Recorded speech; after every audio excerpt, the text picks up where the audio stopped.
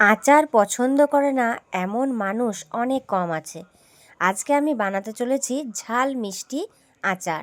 এই কুলগুলো আমি শুকিয়ে রেখেছিলাম, আর ধোয়ার পর এটাকে জল ঝরতে দিয়ে তারপর আবারও কড়াইয়ের মধ্যে জল দিয়ে নুন দিয়ে এগুলোকে ভাপিয়ে নেব।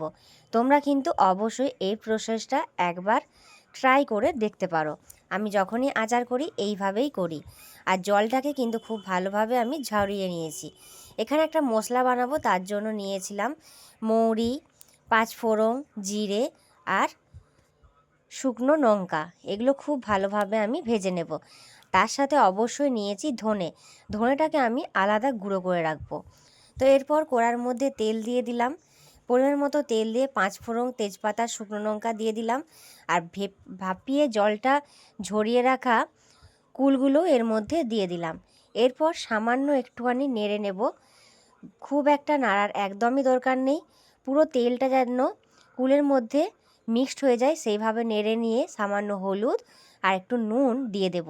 নুনটা কিন্তু তোমরা তোমাদের পরিমাণ মতো দিয়ে দিও।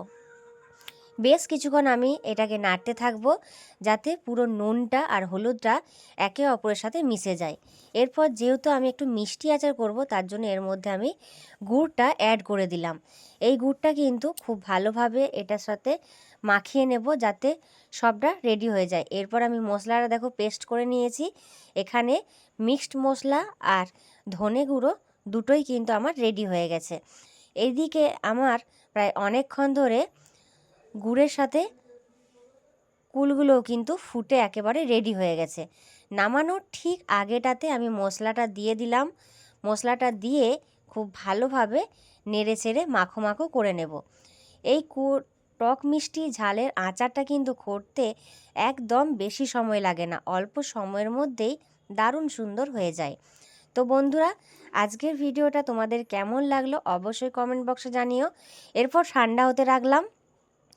বেশ কিছুক্ষণ ঠান্ডা যখন হয়ে যাবে, তারপর একটা জার নিয়ে নিয়েছি। এই জারের মধ্যে একটু একটু করে রেখে ভরে ফেলবো, যাতে তোমরা যদি পরবর্তী ক্ষেত্রে রোদে দিতে চাও তাও দিতে পারো।